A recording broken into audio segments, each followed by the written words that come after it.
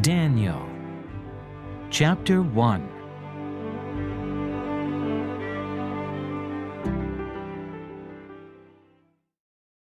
Daniel's training in Babylon. In the 3rd year of the reign of Jehoiakim, king of Judah, Nebuchadnezzar, king of Babylon, came to Jerusalem and besieged it, and the Lord delivered Jehoiakim, king of Judah, into his hand. Along with some of the articles from the temple of God, these he carried off to the temple of his God in Babylonia, and put in the treasure house of his God. Then the king ordered Ashpenaz, chief of his court officials, to bring in some of the Israelites from the royal family and the nobility, young men without any physical defect, handsome, showing aptitude for every kind of learning, well-informed, quick to understand, and qualified to serve in the king's palace. He was to teach them the language and literature of the Babylonians. The king assigned them a daily amount of food and wine from the king's table. They were to be trained for 3 years, and after that they were to enter the king's service. Among these were some from Judah: Daniel, Hananiah, Mishael, and Azariah. The chief official gave them new names. To Daniel, the name Belteshazzar; to Hananiah, Shadrach; to Mishael, Meshach; and to Azariah, Abednego. But Daniel resolved not to defile himself with the royal food and wine, and he asked the chief official for permission not to defile himself this way. Now God had caused the official to show favor and sympathy to Daniel, but the official told Daniel, "I am afraid of my lord, the king, who has assigned your food and drink. Why should he see you looking worse than the other young men your age? The king would then have my head because of you." Daniel then said to the guard, whom the chief official had appointed over Daniel, Hananiah, Mishael, and Azariah, "Please test your servants for 10 days. Give us nothing but vegetables to eat and water to drink. Then compare our appearance with that of the young men who eat the royal food, and treat your servants in accordance with what you see." So he agreed to this and tested them for 10 days. At the end of the 10 days they looked healthier and better nourished than any of the young men who ate the royal food.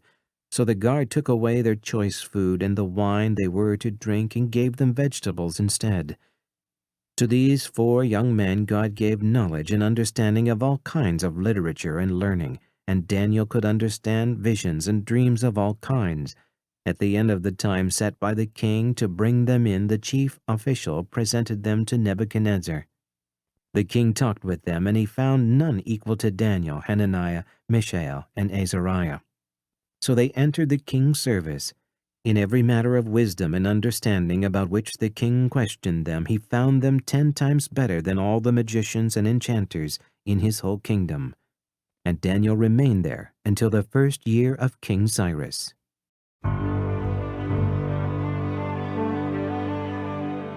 Daniel, Chapter 2.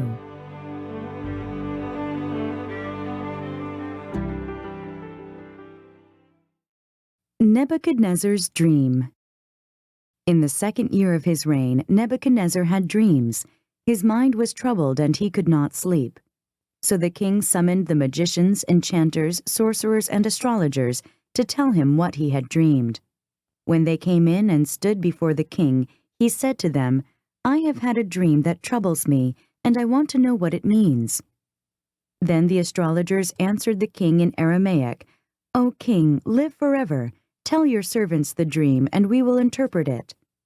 The king replied to the astrologers, "This is what I have firmly decided. If you do not tell me what my dream was and interpret it, I will have you cut into pieces and your houses turned into piles of rubble. But if you tell me the dream and explain it, you will receive from me gifts and rewards and great honor.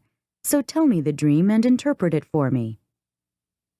Once more they replied, "Let the king tell his servants the dream, and we will interpret it." Then the king answered, "I am certain that you are trying to gain time, because you realize that this is what I have firmly decided.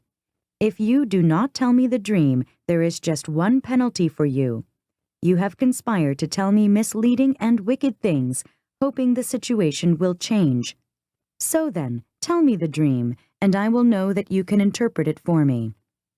The astrologers answered the king, "There is not a man on earth who can do what the king asks, No king, however great and mighty, has ever asked such a thing of any magician or enchanter or astrologer. What the king asks is too difficult. No one can reveal it to the king except the gods, and they do not live among men." This made the king so angry and furious that he ordered the execution of all the wise men of Babylon. So the decree was issued to put the wise men to death, and men were sent to look for Daniel and his friends to put them to death. When Arioch, the commander of the king's guard, had gone out to put to death the wise men of Babylon, Daniel spoke to him with wisdom and tact. He asked the king's officer, "Why did the king issue such a harsh decree?" Arioch then explained the matter to Daniel. At this, Daniel went in to the king and asked for time, so that he might interpret the dream for him. Then Daniel returned to his house and explained the matter to his friends Hananiah, Mishael, and Azariah.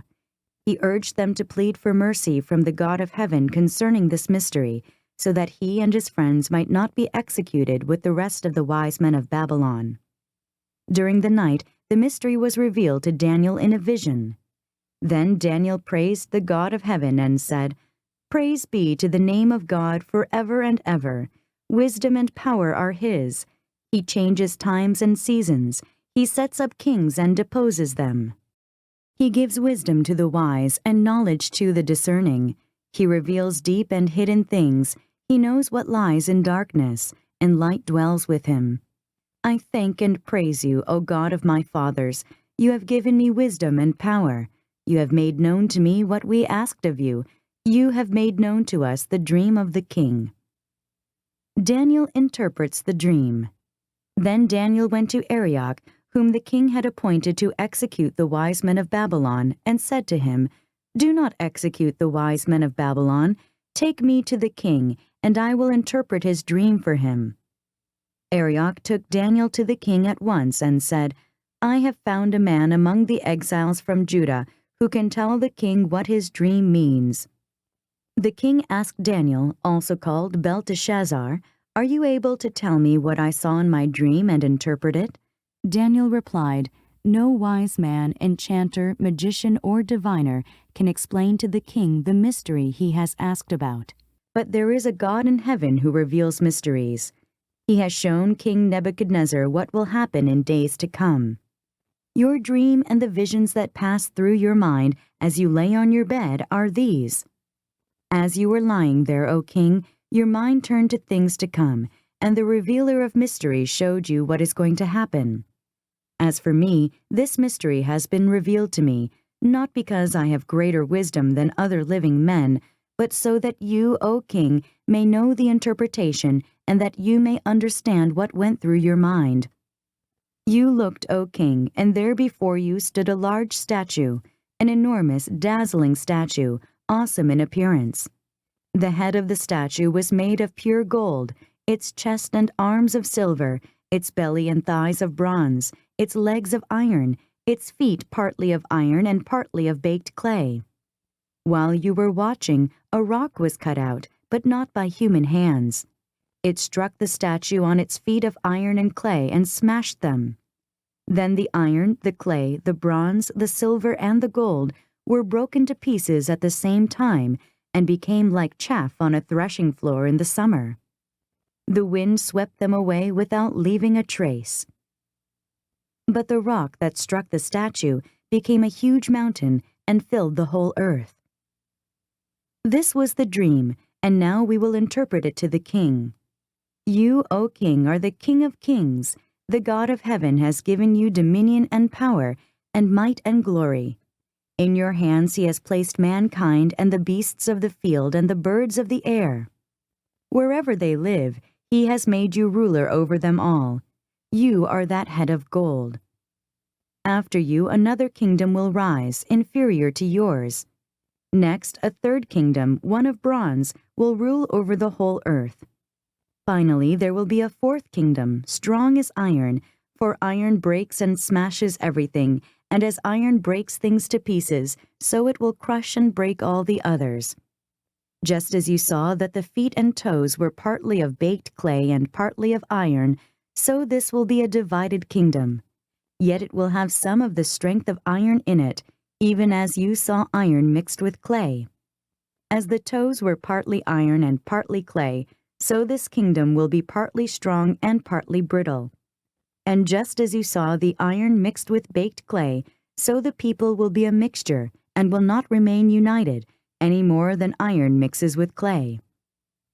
In the time of those kings, the God of heaven will set up a kingdom that will never be destroyed, nor will it be left to another people. It will crush all those kingdoms and bring them to an end, but it will itself endure forever. This is the meaning of the vision of the rock cut out of a mountain, but not by human hands, a rock that broke the iron, the bronze, the clay, the silver, and the gold to pieces. The great God has shown the king what will take place in the future. The dream is true, and the interpretation is trustworthy. Then King Nebuchadnezzar fell prostrate before Daniel and paid him honor and ordered that an offering and incense be presented to him. The king said to Daniel, "Surely your God is the God of gods and the Lord of kings and a revealer of mysteries, for you were able to reveal this mystery." Then the king placed Daniel in a high position and lavished many gifts on him. He made him ruler over the entire province of Babylon and placed him in charge of all its wise men. Moreover, at Daniel's request, the king appointed Shadrach, Meshach, and Abednego administrators over the province of Babylon, while Daniel himself remained at the royal court.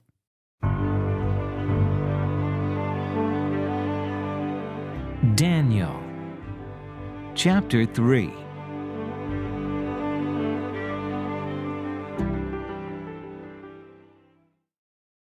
The image of gold in the fiery furnace. King Nebuchadnezzar made an image of gold 90 feet high and 9 feet wide, and set it up on the plain of Dura in the province of Babylon. He then summoned the satraps, prefects, governors, advisers, treasurers, judges, magistrates, and all the other provincial officials to come to the dedication of the image he had set up. So the satraps, prefects, governors, advisers, treasurers, judges, magistrates, and all the other provincial officials assembled for the dedication of the image that King Nebuchadnezzar had set up, and they stood before it. Then the herald loudly proclaimed, "This is what you are commanded to do, O peoples, nations, and men of every language. As soon as you hear the sound of the horn, flute, zither, lyre, harp, pipes, and all kinds of music, you must fall down and worship the image of gold that King Nebuchadnezzar has set up. Whoever does not fall down and worship will immediately be thrown into a blazing furnace." Therefore, as soon as they heard the sound of the horn, flute, zither, lyre, harp, and all kinds of music, all the peoples, nations, and men of every language fell down and worshipped the image of gold that King Nebuchadnezzar had set up. At this time some astrologers came forward and denounced the Jews. They said to King Nebuchadnezzar, "O king, live forever. You have issued a decree, O king, that everyone who hears the sound of the horn, flute, zither, lyre, harp, pipes, and all kinds of music must fall down and worship the image of gold, and that whoever does not fall down and worship will be thrown into a blazing furnace. But there are some Jews whom you have set over the affairs of the province of Babylon, Shadrach, Meshach, and Abednego, who pay no attention to you, O king. They neither serve your gods nor worship the image of gold you have set up." Furious with rage, Nebuchadnezzar summoned Shadrach, Meshach, and Abednego. So these men were brought before the king, and Nebuchadnezzar said to them, "Is it true, Shadrach, Meshach, and Abednego, that you do not serve my gods or worship the image of gold I have set up? Now when you hear the sound of the horn, flute, zither, lyre, harp, pipes, and all kinds of music, if you are ready to fall down and worship the image I made, very good, but if you do not worship it, you will be thrown immediately into a blazing furnace. Then what God will be able to rescue you from my hand?" Shadrach, Meshach, and Abednego replied to the king, "O Nebuchadnezzar, we do not need to defend ourselves before you in this matter. If we are thrown into the blazing furnace, the God we serve is able to save us from it, and he will rescue us from your hand, O king. But even if he does not, we want you to know, O king, that we will not serve your gods or worship the image of gold you have set up." Then Nebuchadnezzar was furious with Shadrach, Meshach, and Abednego, and his attitude toward them changed. He ordered the furnace heated 7 times hotter than usual and commanded some of the strongest soldiers in his army to tie up Shadrach, Meshach, and Abednego and throw them into the blazing furnace. So these men, wearing their robes, trousers, turbans, and other clothes, were bound and thrown into the blazing furnace. The king's command was so urgent and the furnace so hot that the flames of the fire killed the soldiers who took up Shadrach, Meshach, and Abednego. And these 3 men, firmly tied, fell into the blazing furnace. Then King Nebuchadnezzar leaped to his feet in amazement and asked his advisers, "Weren't there 3 men that we tied up and threw into the fire?" They replied, "Certainly, O king." He said, "Look, I see 4 men walking around in the fire, unbound and unharmed, and the 4th looks like a son of the gods." Nebuchadnezzar then approached the opening of the blazing furnace and shouted, "Shadrach, Meshach, and Abednego, servants of the Most High God, come out, come here." So Shadrach, Meshach, and Abednego came out of the fire, and the satraps, prefects, governors, and royal advisers crowded around them.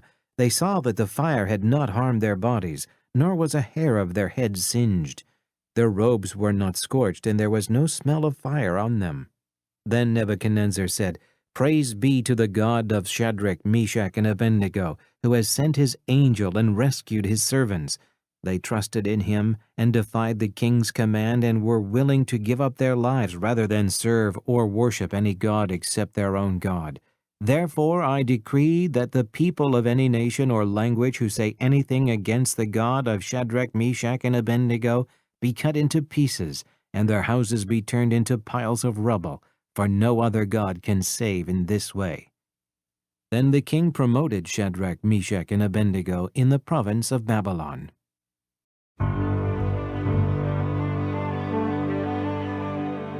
Daniel, chapter 4.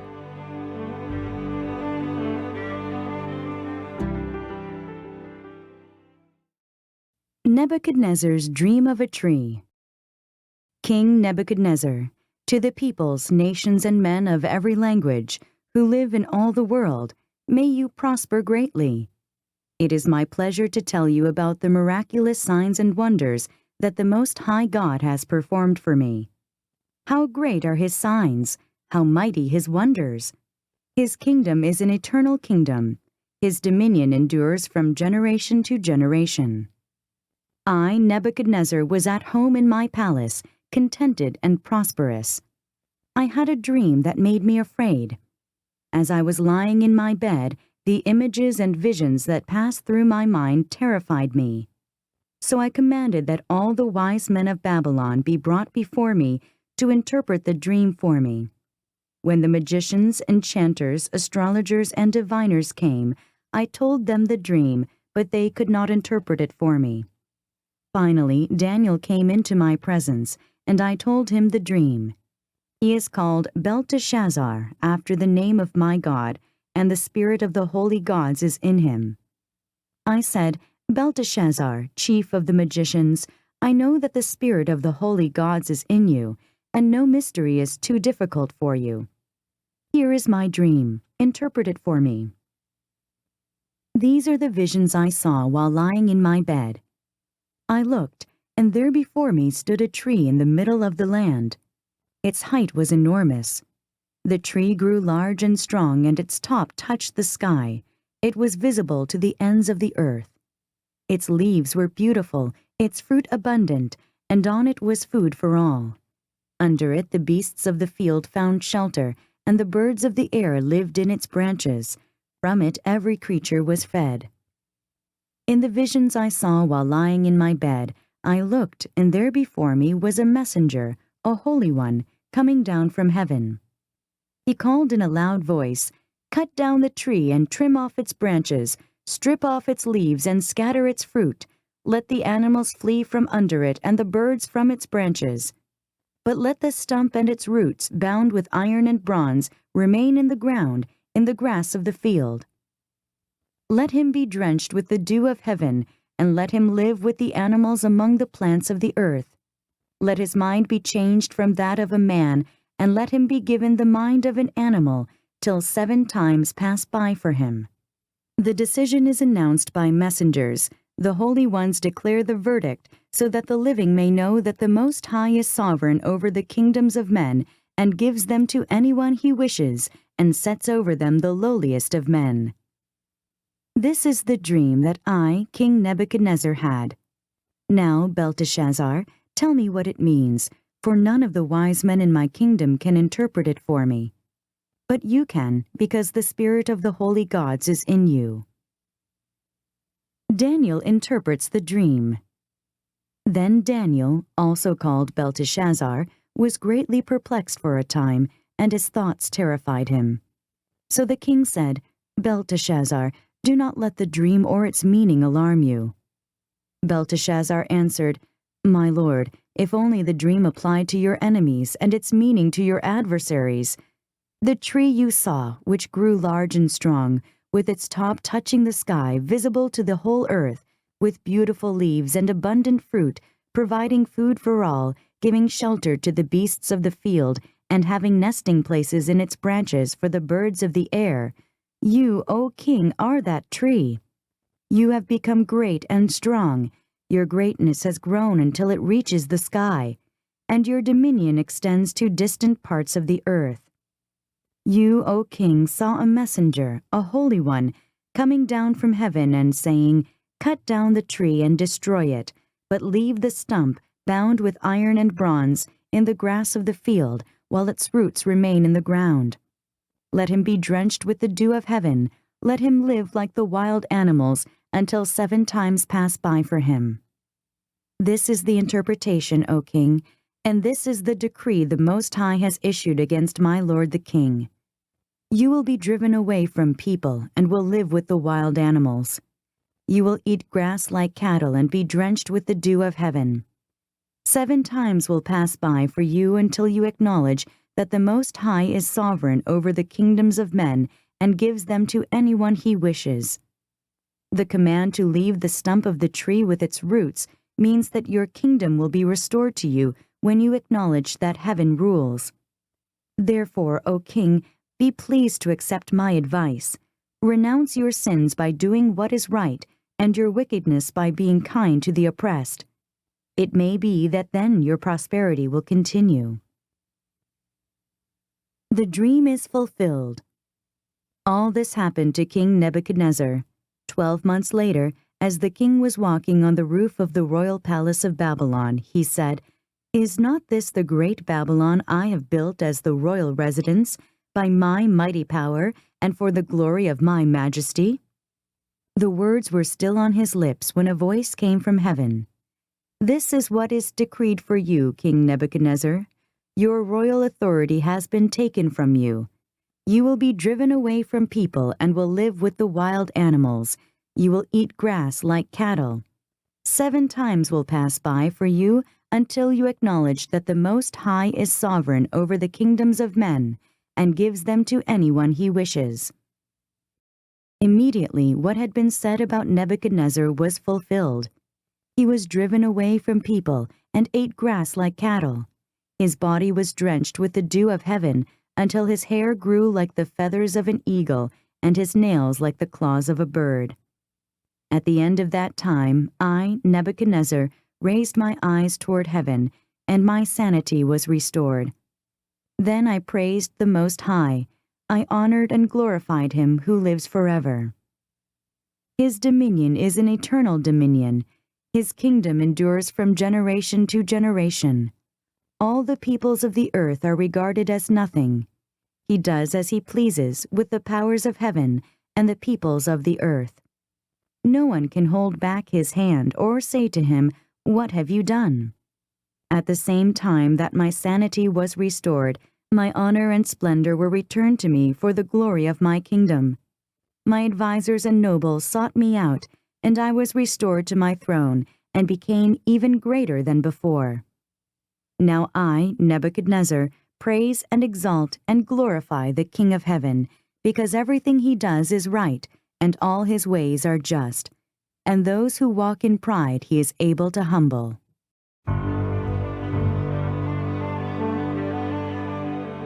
Daniel, chapter 5.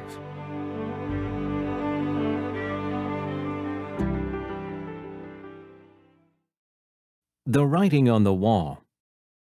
King Belshazzar gave a great banquet for 1,000 of his nobles and drank wine with them.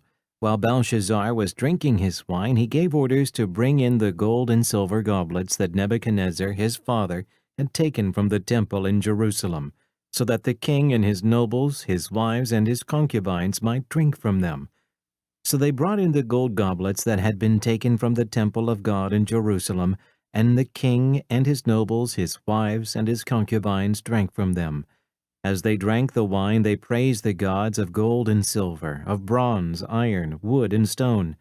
Suddenly the fingers of a human hand appeared and wrote on the plaster of the wall near the lampstand in the royal palace. The king watched the hand as it wrote. His face turned pale, and he was so frightened that his knees knocked together and his legs gave way. The king called out for the enchanters, astrologers, and diviners to be brought, and said to these wise men of Babylon, "Whoever reads this writing and tells me what it means will be clothed in purple and have a gold chain placed around his neck, and he will be made the third highest ruler in the kingdom." Then all the king's wise men came in, but they could not read the writing or tell the king what it meant. So King Belshazzar became even more terrified, and his face grew more pale. His nobles were baffled. The queen, hearing the voices of the king and his nobles, came into the banquet hall.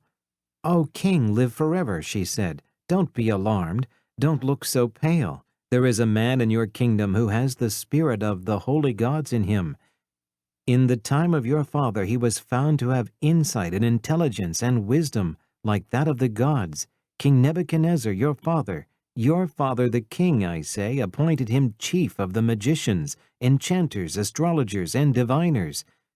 This man Daniel, whom the king called Belteshazzar, was found to have a keen mind and knowledge and understanding, and also the ability to interpret dreams, explain riddles, and solve difficult problems.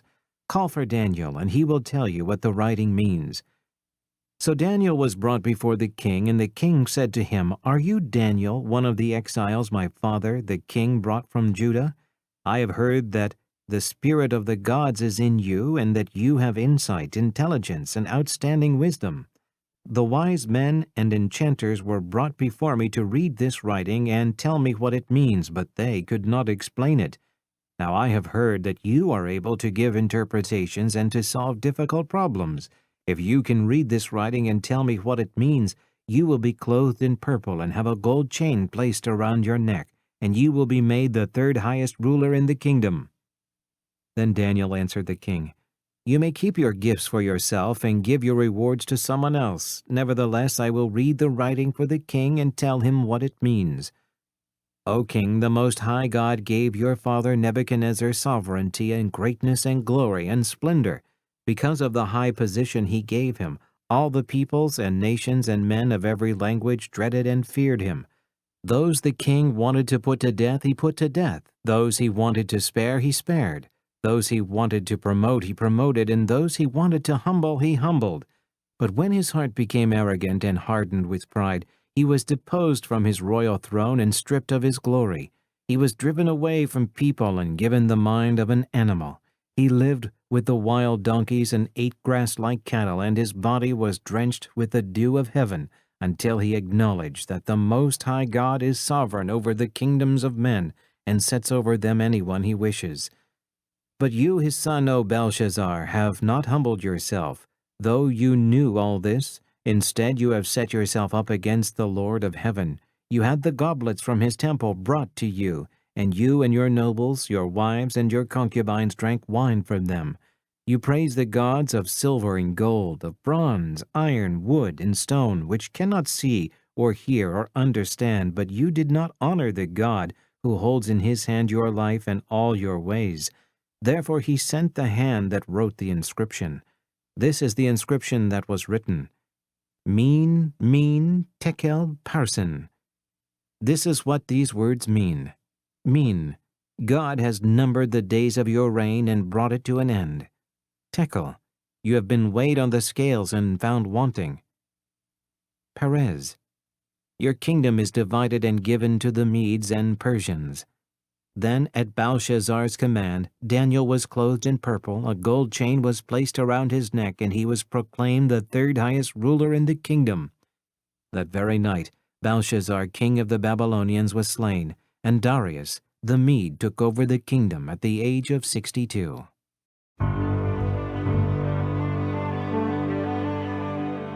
Daniel, chapter 6.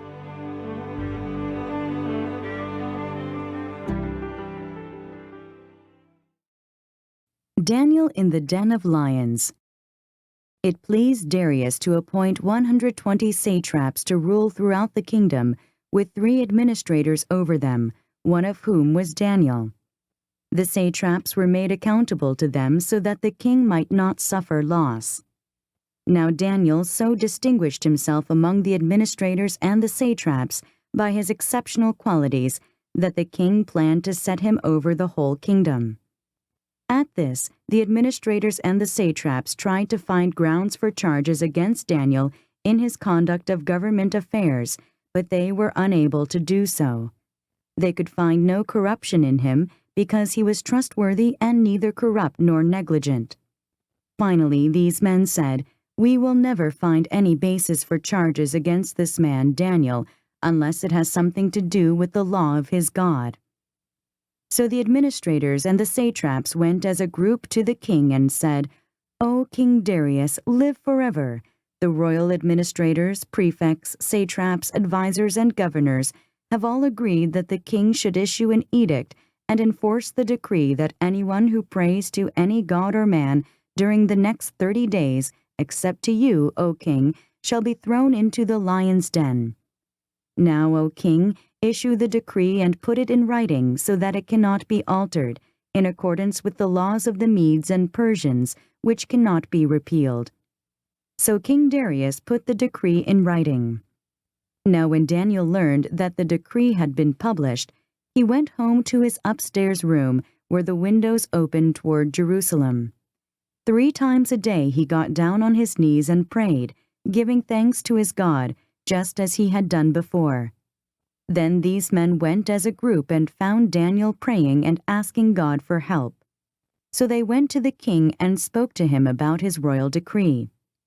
"Did you not publish a decree that during the next 30 days, anyone who prays to any god or man except to you, O king, would be thrown into the lion's den?" The king answered, "The decree stands, in accordance with the laws of the Medes and Persians, which cannot be repealed." Then they said to the king, "Daniel, who is one of the exiles from Judah, pays no attention to you, O king, or to the decree you put in writing. He still prays 3 times a day." When the king heard this, he was greatly distressed. He was determined to rescue Daniel and made every effort until sundown to save him. Then the men went as a group to the king and said to him, "Remember, O king, that according to the law of the Medes and Persians, no decree or edict that the king issues can be changed." So the king gave the order, and they brought Daniel and threw him into the lion's den. The king said to Daniel, "May your God, whom you serve continually, rescue you." A stone was brought and placed over the mouth of the den, and the king sealed it with his own signet ring and with the rings of his nobles, so that Daniel's situation might not be changed. Then the king returned to his palace and spent the night without eating and without any entertainment being brought to him. And he could not sleep. At the first light of dawn, the king got up and hurried to the lion's den. When he came near the den, he called to Daniel in an anguished voice, "Daniel, servant of the living God, has your God, whom you serve continually, been able to rescue you from the lions?" Daniel answered, "O king, live forever. My God sent his angel, and he shut the mouths of the lions. They have not hurt me, because I was found innocent in his sight. Nor have I ever done any wrong before you, O king." The king was overjoyed and gave orders to lift Daniel out of the den. And when Daniel was lifted from the den, no wound was found on him because he had trusted in his God. At the king's command, the men who had falsely accused Daniel were brought in and thrown into the lion's den, along with their wives and children. And before they reached the floor of the den, the lions overpowered them and crushed all their bones. Then King Darius wrote to all the peoples, nations, and men of every language throughout the land, "May you prosper greatly. I issue a decree that in every part of my kingdom people must fear and reverence the God of Daniel. For he is the living God, and he endures forever. His kingdom will not be destroyed. His dominion will never end. He rescues and he saves. He performs signs and wonders in the heavens and on the earth. He has rescued Daniel from the power of the lions." So Daniel prospered during the reign of Darius and the reign of Cyrus the Persian.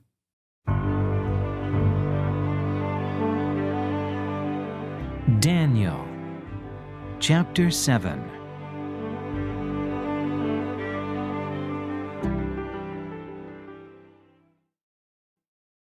Daniel's dream of 4 beasts. In the first year of Belshazzar, king of Babylon, Daniel had a dream, and visions passed through his mind as he was lying on his bed. He wrote down the substance of his dream. Daniel said, "In my vision at night, I looked, and there before me were the 4 winds of heaven churning up the great sea. 4 great beasts, each different from the others, came up out of the sea. The first was like a lion, and it had the wings of an eagle. I watched until its wings were torn off, and it was lifted from the ground so that it stood on 2 feet like a man, and the heart of a man was given to it. And there before me was a second beast, which looked like a bear. It was raised up on one of its sides, and it had 3 ribs in its mouth between its teeth. It was told, 'Get up and eat your fill of flesh.'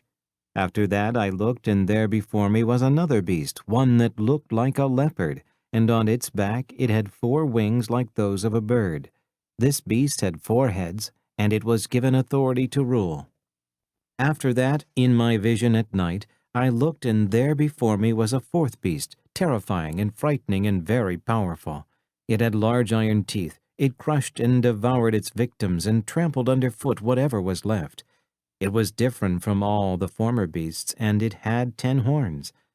While I was thinking about the horns, there before me was another horn, a little one, which came up among them, and 3 of the first horns were uprooted before it.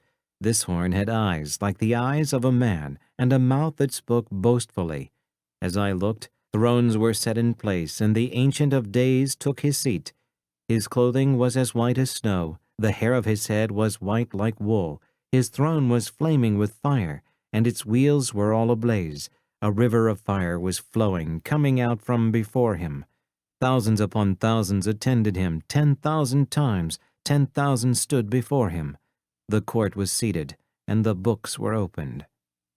Then I continued to watch because of the boastful words the horn was speaking. I kept looking until the beast was slain and its body destroyed and thrown into the blazing fire. The other beasts had been stripped of their authority, but were allowed to live for a period of time. In my vision at night I looked, and there before me was one like a son of man, coming with the clouds of heaven. He approached the Ancient of Days and was led into his presence. He was given authority, glory, and sovereign power. All peoples, nations, and men of every language worshipped him. His dominion is an everlasting dominion that will not pass away, and his kingdom is one that will never be destroyed. The interpretation of the dream. I, Daniel, was troubled in spirit, and the visions that passed through my mind disturbed me. I approached one of those standing there and asked him the true meaning of all this. So he told me and gave me the interpretation of these things. The 4 great beasts are 4 kingdoms that will rise from the earth, but the saints of the Most High will receive the kingdom and will possess it forever. Yes, forever and ever. Then I wanted to know the true meaning of the 4th beast, which was different from all the others and most terrifying, with its iron teeth and bronze claws, the beast that crushed and devoured its victims and trampled underfoot whatever was left. I also wanted to know about the 10 horns on its head and about the other horn that came up, before which 3 of them fell, the horn that looked more imposing than the others, and that had eyes and a mouth that spoke boastfully. As I watched, this horn was waging war against the saints and defeating them, until the Ancient of Days came and pronounced judgment in favor of the saints of the Most High, and the time came when they possessed the kingdom. He gave me this explanation. The 4th beast is a 4th kingdom that will appear on earth. It will be different from all the other kingdoms and will devour the whole earth, trampling it down and crushing it. The 10 horns are 10 kings who will come from this kingdom. After them another king will arise, different from the earlier ones. He will subdue 3 kings. He will speak against the Most High and oppress his saints and try to change the set times and the laws. The saints will be handed over to him for a time, times and half a time. But the court will sit, and his power will be taken away and completely destroyed forever. Then the sovereignty, power, and greatness of the kingdoms under the whole heaven will be handed over to the saints, the people of the Most High. His kingdom will be an everlasting kingdom, and all rulers will worship and obey him. This is the end of the matter. I, Daniel, was deeply troubled by my thoughts, and my face turned pale, but I kept the matter to myself.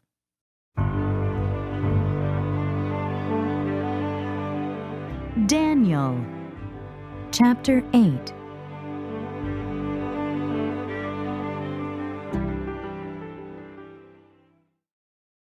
Daniel's vision of a ram and a goat.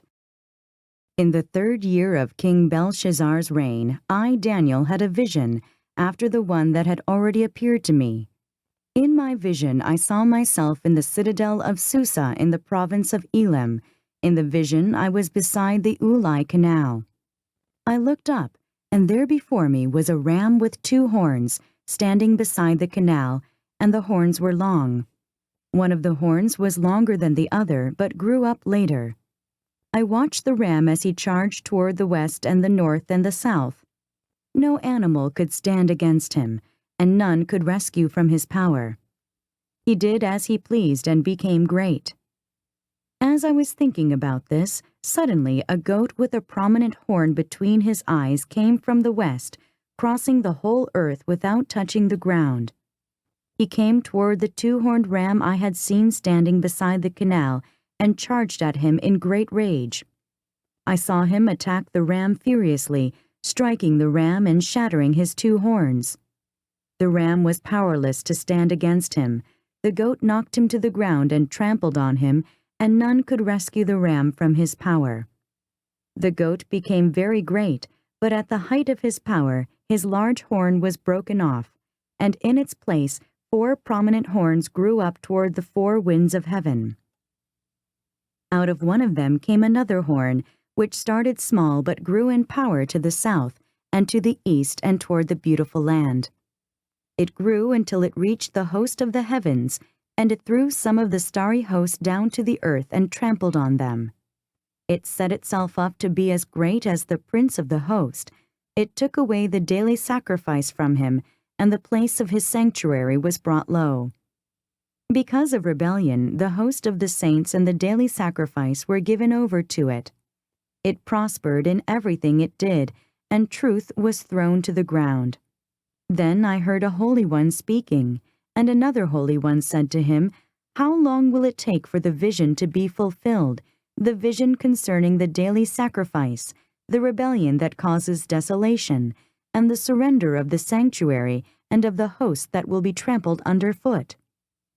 He said to me, "It will take 2,300 evenings and mornings. Then the sanctuary will be reconsecrated." The interpretation of the vision.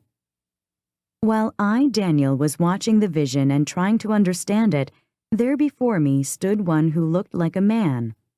And I heard a man's voice from the Ulai calling, "Gabriel, tell this man the meaning of the vision." As he came near the place where I was standing, I was terrified and fell prostrate. "Son of man," he said to me, "understand that the vision concerns the time of the end."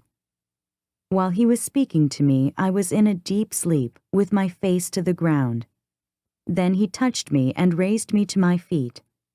He said, "I am going to tell you what will happen later in the time of wrath. because the vision concerns the appointed time of the end. The two-horned ram that you saw represents the kings of Media and Persia. The shaggy goat is the king of Greece, and the large horn between his eyes is the first king. The four horns that replace the one that was broken off represent four kingdoms that will emerge from his nation, but will not have the same power. In the latter part of their reign, when rebels have become completely wicked, a stern-faced king, a master of intrigue, will arise. He will become very strong, but not by his own power. He will cause astounding devastation and will succeed in whatever he does. He will destroy the mighty men and the holy people. He will cause deceit to prosper, and he will consider himself superior.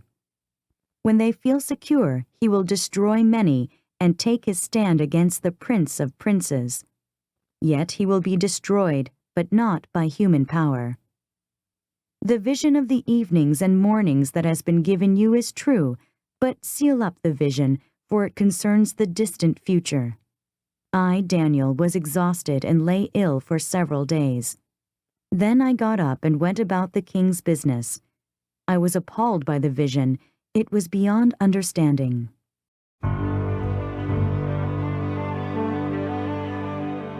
Daniel, chapter 9.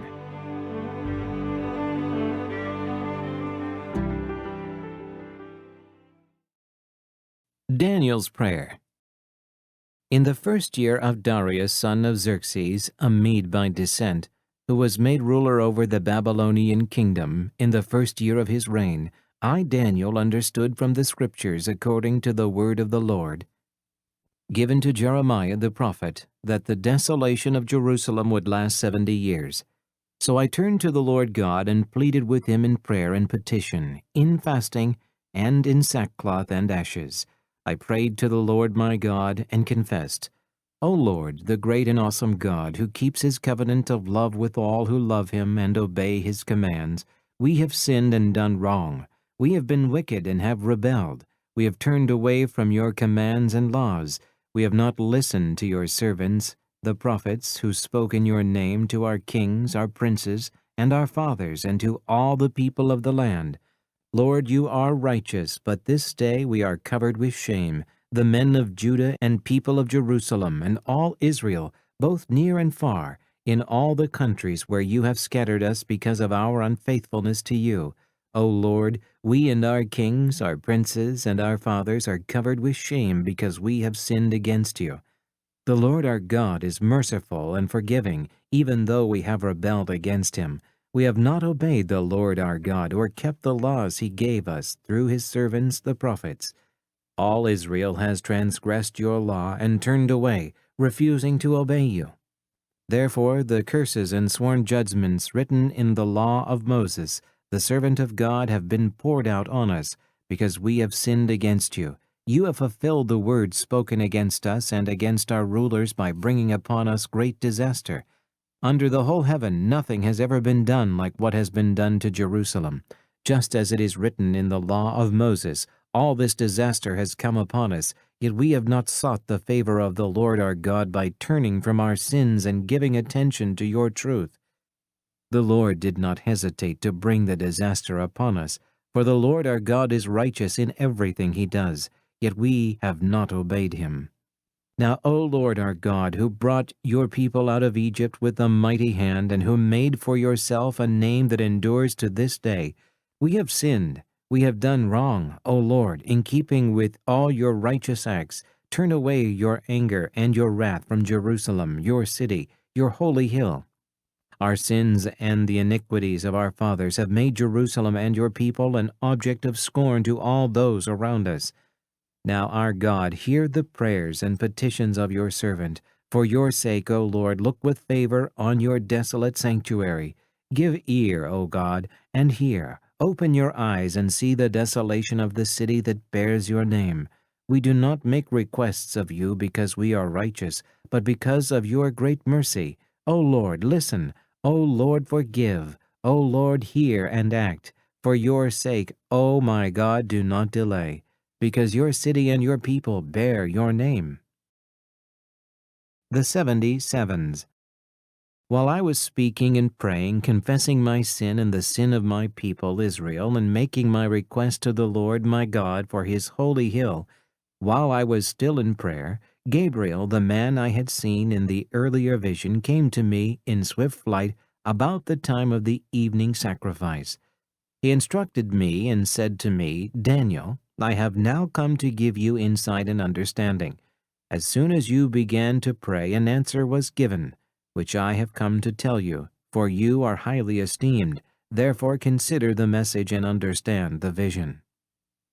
70 sevens are decreed for your people and your holy city to finish transgression, to put an end to sin, to atone for wickedness, to bring in everlasting righteousness, to seal up vision and prophecy, and to anoint the most holy.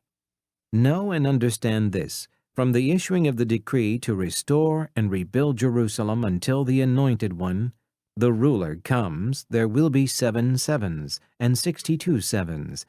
It will be rebuilt with streets and a trench, but in times of trouble. After the 62 sevens, the Anointed One will be cut off and will have nothing. The people of the ruler who will come will destroy the city and the sanctuary. The end will come like a flood. War will continue until the end, and desolations have been decreed. He will confirm a covenant with many for 1 7. In the middle of the 7, he will put an end to sacrifice and offering, and on a wing of the temple he will set up an abomination that causes desolation until the end that is decreed is poured out on him.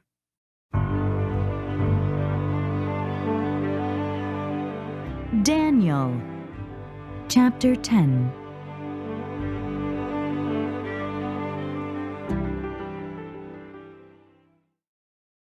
Daniel's vision of a man. In the 3rd year of Cyrus, king of Persia, a revelation was given to Daniel, who was called Belteshazzar. Its message was true, and it concerned a great war. The understanding of the message came to him in a vision. At that time I, Daniel, mourned for 3 weeks. I ate no choice food, no meat or wine touched my lips, and I used no lotions at all until the 3 weeks were over. On the 24th day of the 1st month, as I was standing on the bank of the great river, the Tigris, I looked up, and there before me was a man dressed in linen, with a belt of the finest gold around his waist.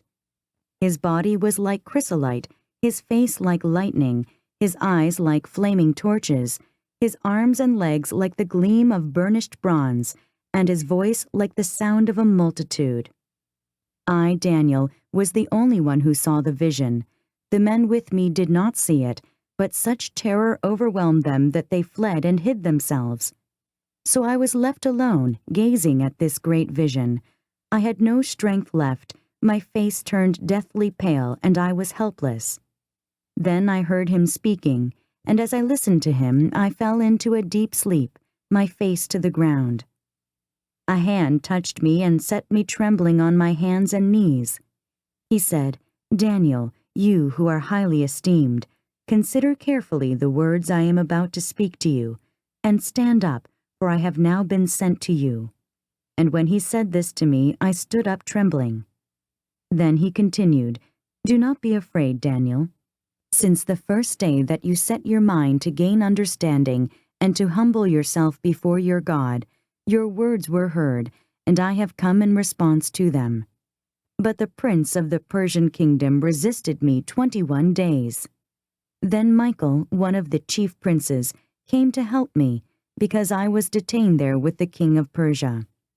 Now I have come to explain to you what will happen to your people in the future, for the vision concerns a time yet to come.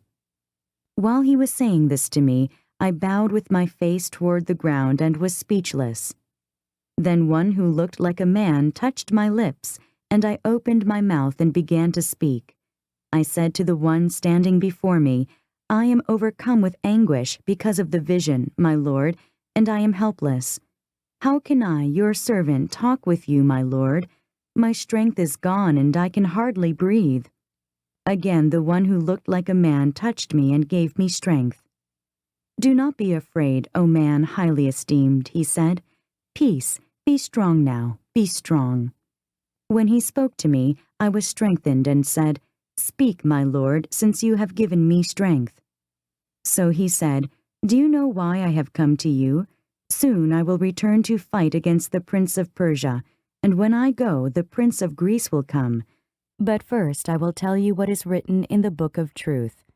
No one supports me against them except Michael, your prince."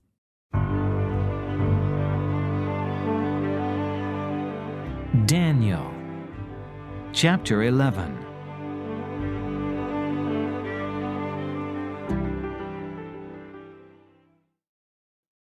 And in the first year of Darius the Mede, I took my stand to support and protect him. The kings of the south and the north. Now then, I tell you the truth, 3 more kings will appear in Persia, and then a 4th, who will be far richer than all the others. When he has gained power by his wealth, he will stir up everyone against the kingdom of Greece. Then a mighty king will appear, who will rule with great power and do as he pleases. After he has appeared, his empire will be broken up and parceled out toward the 4 winds of heaven. It will not go to his descendants, nor will it have the power he exercised, because his empire will be uprooted and given to others. The king of the south will become strong, but one of his commanders will become even stronger than he and will rule his own kingdom with great power. After some years they will become allies. The daughter of the king of the south will go to the king of the north to make an alliance, but she will not retain her power, and he and his power will not last. In those days she will be handed over, together with her royal escort and her father and the one who supported her. One from her family line will arise to take her place. He will attack the forces of the king of the north and enter his fortress. He will fight against them and be victorious. He will also seize their gods, their metal images, and their valuable articles of silver and gold, and carry them off to Egypt. For some years he will leave the king of the north alone.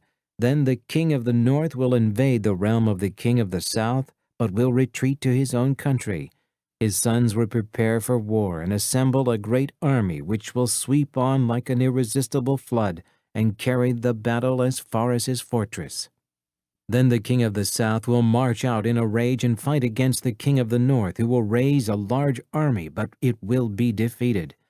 When the army is carried off, the king of the south will be filled with pride and will slaughter many thousands. Yet he will not remain triumphant, for the king of the north will muster another army, larger than the first, and after several years he will advance with a huge army fully equipped. In those times many will rise against the king of the south. The violent men among your own people will rebel in fulfillment of the vision, but without success. Then the king of the north will come and build up siege ramps and will capture a fortified city. The forces of the south will be powerless to resist. Even their best troops will not have the strength to stand. The invader will do as he pleases. No one will be able to stand against him. He will establish himself in the beautiful land and will have the power to destroy it. He will determine to come with the might of his entire kingdom and will make an alliance with the king of the south. And he will give him a daughter in marriage in order to overthrow the kingdom, but his plans will not succeed or help him. Then he will turn his attention to the coastlands and will take many of them. But a commander will put an end to his insolence and will turn his insolence back upon him. After this he will turn back toward the fortresses of his own country, but will stumble and fall to be seen no more. His successor will send out a tax collector to maintain the royal splendor. In a few years, however, he will be destroyed, yet not in anger or in battle. He will be succeeded by a contemptible person who has not been given the honor of royalty. He will invade the kingdom when its people feel secure, and he will seize it through intrigue. Then an overwhelming army will be swept away before him. Both it and a prince of the covenant will be destroyed. After coming to an agreement with him, he will act deceitfully, and with only a few people he will rise to power. When the richest provinces feel secure, he will invade them and will achieve what neither his fathers nor his forefathers did. He will distribute plunder, loot, and wealth among his followers. He will plot the overthrow of fortresses, but only for a time. With a large army he will stir up his strength and courage against the king of the south. The king of the south will wage war with a large and very powerful army, but he will not be able to stand because of the plots devised against him. Those who eat from the king's provisions will try to destroy him. His army will be swept away, and many will fall in battle. The two kings with their hearts bent on evil will sit at the same table and lie to each other, but to no avail, because an end will still come at the appointed time. The king of the north will return to his own country with great wealth, but his heart will be set against the holy covenant. He will take action against it and then return to his own country. At the appointed time he will invade the south again, but this time the outcome will be different from what it was before. Ships of the western coastlands will oppose him, and he will lose heart. Then he will turn back and vent his fury against the holy covenant. He will return and show favor to those who forsake the holy covenant. His armed forces will rise up to desecrate the temple fortress and will abolish the daily sacrifice. Then they will set up the abomination that causes desolation. With flattery he will corrupt those who have violated the covenant, but the people who know their God will firmly resist him. Those who are wise will instruct many, though for a time they will fall by the sword or be burned or captured or plundered. When they fall, they will receive a little help, and many who are not sincere will join them. Some of the wise will stumble so that they may be refined, purified, and made spotless until the time of the end, for it will still come at the appointed time. The king who exalts himself. The king will do as he pleases. He will exalt and magnify himself above every god and will say unheard of things against the God of gods. He will be successful until the time of wrath is completed, for what has been determined must take place. He will show no regard for the gods of his fathers or for the one desired by women, nor will he regard any god, but will exalt himself above them all. Instead of them he will honor a god of fortresses, a god unknown to his fathers. He will honor with gold and silver, with precious stones and costly gifts. He will attack the mightiest fortresses with the help of a foreign god, and will greatly honor those who acknowledge him. He will make them rulers over many people and will distribute the land at a price. At the time of the end, the king of the south will engage him in battle, and the king of the north will storm out against him with chariots and cavalry and a great fleet of ships. He will invade many countries and sweep through them like a flood. He will also invade the beautiful land. Many countries will fall, but Edom, Moab, and the leaders of Ammon will be delivered from his hand. He will extend his power over many countries. Egypt will not escape. He will gain control of the treasures of gold and silver and all the riches of Egypt, with the Libyans and Nubians in submission. But reports from the east and the north will alarm him, and he will set out in a great rage to destroy and annihilate many. He will pitch his royal tents between the seas at the beautiful holy mountain. Yet he will come to his end, and no one will help him.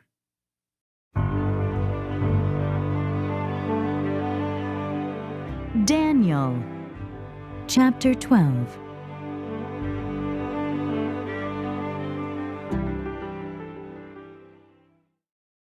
The End Times. At that time, Michael, the great prince who protects your people, will arise. There will be a time of distress such as has not happened from the beginning of nations until then. But at that time your people, everyone whose name is found written in the book, will be delivered. Multitudes who sleep in the dust of the earth will awake, some to everlasting life, others to shame and everlasting contempt. Those who are wise will shine like the brightness of the heavens, and those who lead many to righteousness like the stars forever and ever. But you, Daniel, close up and seal the words of the scroll until the time of the end. Many will go here and there to increase knowledge. Then I, Daniel, looked, and there before me stood two others, one on this bank of the river and one on the opposite bank. One of them said to the man clothed in linen, who was above the waters of the river, "How long will it be before these astonishing things are fulfilled?" The man clothed in linen, who was above the waters of the river, lifted his right hand and his left hand toward heaven, and I heard him swear by him who lives forever, saying, "It will be for a time, times, and half a time." When the power of the holy people has been finally broken, all these things will be completed. I heard, but I did not understand. So I asked, My Lord, what will the outcome of all this be? He replied, Go your way, Daniel, because the words are closed up and sealed until the time of the end. Many will be purified, made spotless and refined, but the wicked will continue to be wicked. None of the wicked will understand, but those who are wise will understand. From the time that the daily sacrifice is abolished and the abomination that causes desolation is set up, there will be 1,290 days. Blessed is the one who waits for and reaches the end of the 1,335 days. As for you, go your way till the end. You will rest, and then at the end of the days you will rise to receive your allotted inheritance.